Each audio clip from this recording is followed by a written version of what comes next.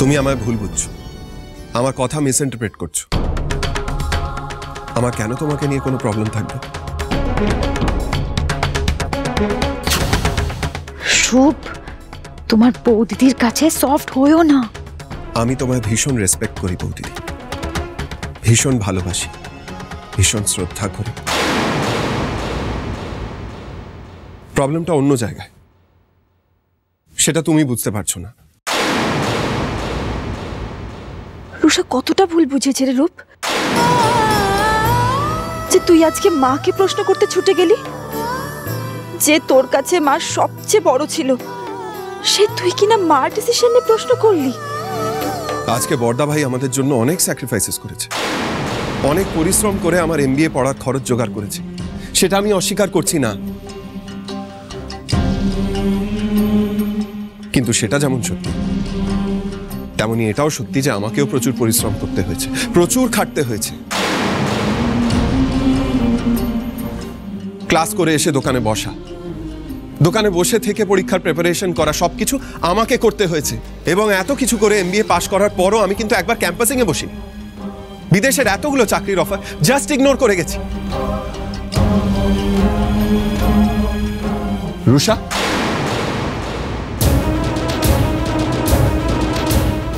তুমি আমাকে বিয়ের আগে, বিয়ের পর অনেকবার বললেও আমি কিন্তু বিদেশের কোনো চাকরির অফার নিয়ে এই বাড়ি, এই শহর, আমাদের দোকান ছেড়ে চলে যাইনি। কেন? কেন বড়দা ভাই? কেন মা? তোমরা বলেছিলে বলে, তোমরা চেয়েছিলে বলে। আমি এত কষ্ট করে এমবিএ পাশ করার পরও ঠিক করে নিয়েছিলাম যে আমার পুরো জীবনটাই দোকানের জন্য দিয়ে দেব, কারণ আমার কাছে সবকিছুর আগে আমার পরিবার। অনেক স্বপ্ন আমিও দেখেছি এই দোকানটা নিয়ে, নিজের সবটুকু দিয়ে দিয়েছি দোকানটার জন্য। ভেবেছিলাম দোকানটাকে আরো বড় করে তুলব, আরো উন্নতি হবে, দোকানটা আমাদের পরিচয় হয়ে উঠবে, আমাদের সবাইকে একটা আইডেন্টিটি দেবে।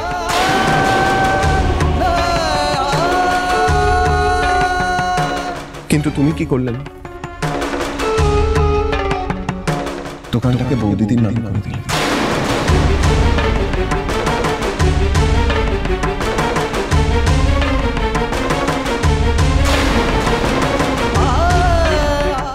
তাহলে তো এখন দোকানটা বৌদিদির আইডেন্টিটি,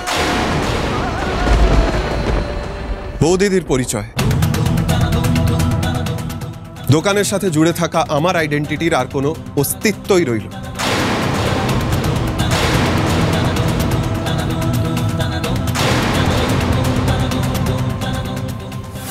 10 on 10 রূপ, 10-এ 10। মা, তুমি শুধু আমার একার নয়, বড়দা ভাই, শুভ, আমাদের 3 ভাইয়ের আইডেন্টিটি কেড়ে নিলে।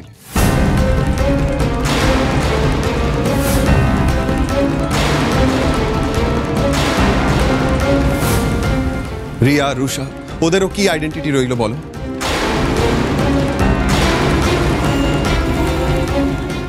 আমায় ক্ষমা করে দাও, আমায় এটা বলতে হচ্ছে মা, কিন্তু তুমি ভুল ডিসিশন নিয়েছো। মেজদা ভাই, আমায় কেন তুই মাঝখানে টানছিস রে? আমার নাম নেওয়ার আগে আমার থেকে কোনো মতামত নিয়েছিস? নিসনি তো? আমি তোর সাথে একমত নই। মা যে সিদ্ধান্ত নিয়েছে সেটা একদম ঠিক।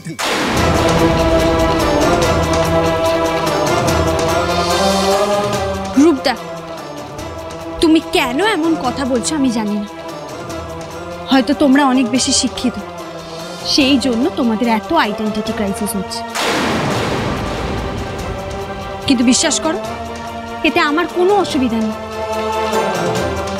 আর ভাগ্যশ্রীদির সাথে আমার সম্পর্কের তিক্ততা কোনোদিন মিটবে কিনা আমি জানি না,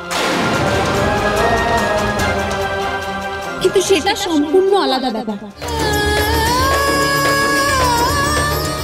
কিন্তু মানুষ ভাগ্যশ্রীদিকে না আমি তোমার থেকে অনেক বেশি ভালো করেছি। আমি এটুকুনি জানি, এই মানুষটা আর যাই হোক অন্য কারোর ওপর নিজের অধিকার চাপিয়ে দিয়ে ফালতু শো অফ করবে না।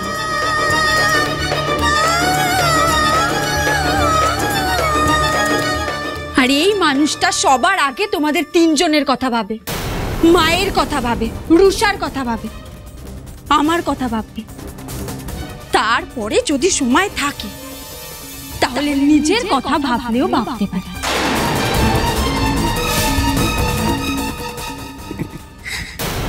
ব্যাস হয়ে গেল। অবশ্যই এটা নতুন কিছু নয়, সবসময় এটাই হয়ে থাকে। আমি কিছু একটা বলি আর তোমরা সব আমার উল্টো দিকে গিয়ে আমার বিরুদ্ধে একটা কিছু বলো, আর সেটাই দাঁড়ায়।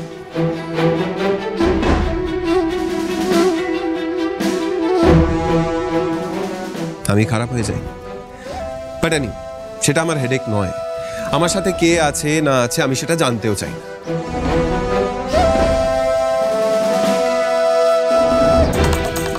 বাকিদের কথা আমি জানি না, তবে আমি কোনো ভুল ডিসিশনের ভিকটিম হব না।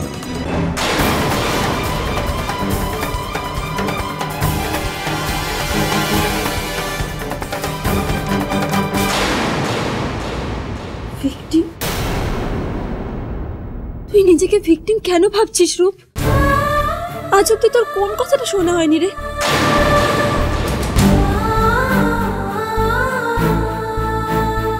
বিয়ের মণ্ডপে দাঁড়িয়ে রুষা যখন বললো যে তোরা দুজন দুজনকে ভালোবাসিস, তখন আমি নিজের বুকে পাথর চাপা দিয়ে তোদের বিয়ে দিয়েছিলাম, তোদের দুজনের ভালোবাসাটা স্বীকৃতি দিয়েছিলাম। মা মা মেনে নেয়নি, তোর বড়দা ভাই মেনে নেয়নি, আমরা তোর ভালোবাসাটা স্বীকৃতি দিইনি রূপ।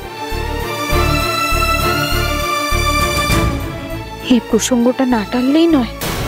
প্লিজ বৌদিদি, দুটো এক জিনিস নয়।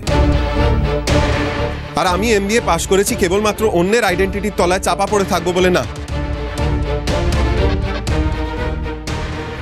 নিজের ক্ষমতা থাকা সত্ত্বেও আমি কেন নিজেকে আটকে রাখবো? আছে আমার মধ্যে নিজেকে প্রমাণ করার তাগিদ আছে। স্বপ্ন দেখি আমি, বড় বড় স্বপ্ন দেখি, কিন্তু তুমি সেটা বুঝবে না, কারণ তোমার নিজের স্বপ্ন নেই, বড় হওয়ার স্বপ্ন নেই। কেন রূপ? বড় বড় স্বপ্ন কি শুধু তারাই দেখতে পারে যারা এমবিএ পাস করেছে? তারা শুধু বড় বড় কাজ করতে পারে, তারা যা করবে তাই ঠিক, আর বাকি সবাই ভুল। সবাই কি হাওয়ায় ভেসে চলে নাকি? কারোর কোনো বুদ্ধি নেই, কেউ বড় বড় স্বপ্ন দেখতে পারে না। রূপ, ভাগ্যশ্রীর সাথে আমার বিয়ে হয়েছে কদিন, এর মধ্যেও আমাদের পরিবারের জন্য যা যা করেছে সেটা আমরা তিন ভাই মিলে এত বছরও করতে পারিনি।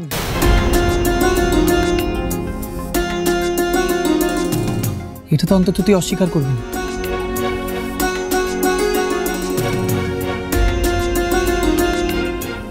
আমি তো সেটা অস্বীকার করিনি বড়দা ভাই, কিন্তু তা সত্ত্বেও বলবো মা ঠিক ডিসিশন নেয়।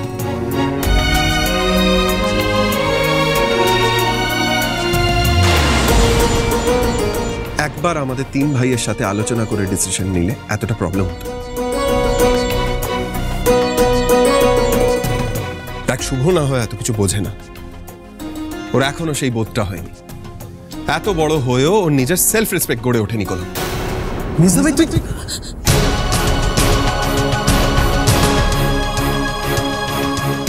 তোরা যা বলবি ও চোখ মুখ বুঝে সেটাই করবে, কিন্তু আমার পক্ষে সেটা সম্ভব নয়,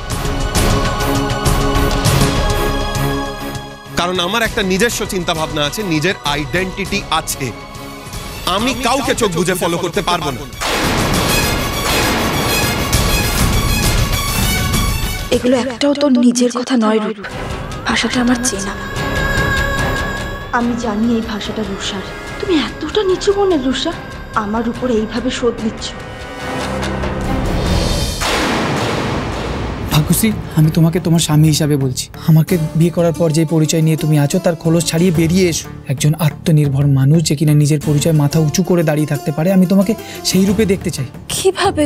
সবার আগে তোমাকে তোমার পড়াশোনা করতে হবে। কখন পড়বো?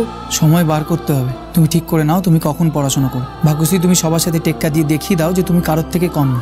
আজ এই মুহূর্তে আমি তোমার কাছে প্রতিজ্ঞা করছি, ভাগ্যশ্রী সরকার এই জীবনে তার নিজের পরিচয় দিয়ে মাথা উঁচু করে সবার সামনে দিয়ে হেঁটে বেড়াবে।